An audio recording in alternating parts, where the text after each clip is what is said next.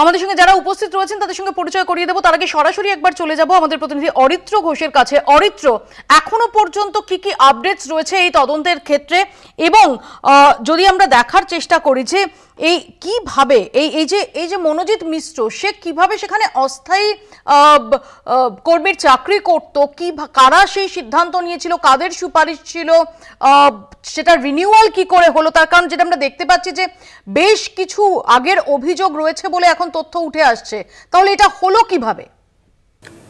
দেখো মৌপ্রিয়াদি, এই মনোজিৎ মিশ্রের একাধিক কীর্তিকলাপ কিন্তু সামনে আসছে এবং 2025 সাল থেকে যদি 7 বছর পিছিয়ে যাওয়া যায় তাহলে 2018-19 সাল থেকেই কার্যত এই মনোজিতের যে দাদাগিরি বা হুইপ জারি সেটা কিন্তু কার্যকর রয়েছে।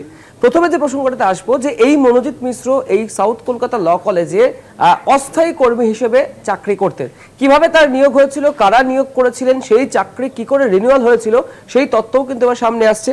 যেটা দেখা যাচ্ছে যে এই সাউথ কলকাতা ল কলেজের যে জেনারেল বডি রয়েছে বা পরিচালন সমিতি রয়েছে, সেই পরিচালন সমিতি 2024 সালের 30শে আগস্ট একটি রেজুলেশন পাস করে এবং সেখানে স্পষ্টত উল্লেখ করা হয় যে মনোজিৎ মিশ্র সহ আরো 3 জন যাদের চাকরি রিনিউয়াল করা হচ্ছে, অর্থাৎ 45 দিন পর তাদেরকে চাকরি, তাদের যে পুনর্নবীকরণ চাকরি সেই চাকরি করা হচ্ছে, অর্থাৎ এর 45 দিন আগে থেকেই তারা সেই সাউথ কলকাতা ল কলেজে চাকরি করতেন অস্থায়ী কর্মী হিসেবে।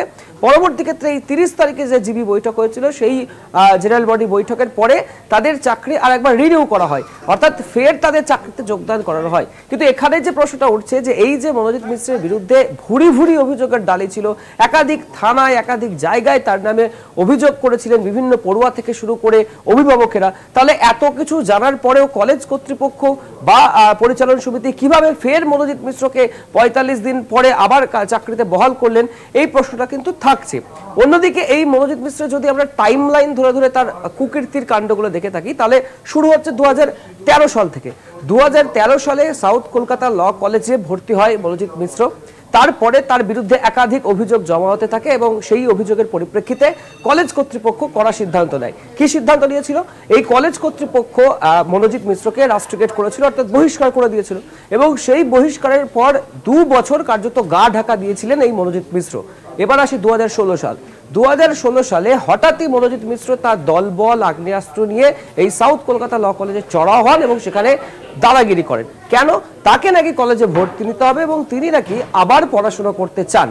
সেই মোতাবেক তিনি কলেজে ভর্তি হন এবং 2017 থেকে 2022 সাল পর্যন্ত তার পাঠ্যক্রম শেষ হয় এই সাউথ কলকাতা ল কলেজ থেকে এবং এই 5 বছরে তার বিরুদ্ধে একাধিক অভিযোগ এসেছে। কি অভিযোগ? 2017-18 মধ্যবর্তী সময়ে এই সাউথ কলকাতা ল কলেজের যারা নিরাপত্তা রক্ষী সেই সময় কর্তব্যরত অবস্থায় ছিলেন, সেরকমই একজন নিরাপত্তা রক্ষীকে হুমকি, ধমক এবং আগ্নেয়াস্ত্র দেখিয়ে তুলে নিয়ে যাওয়া হয়েছিল। আদতে কিডন্যাপ করেছিল নাকি তুলে নিয়ে গিয়ে অত্যাচার করেছিল সেই বিষয়টি কিন্তু কোনোদিনই আর প্রকাশ্যে আসেনি। তার কারণ এই মনোজিৎ মিশ্রকে নাকি মানিয়ে চলতে হতো নিরাপত্তা রক্ষী। আমি আসবো অরিত্র তোমার কাছে।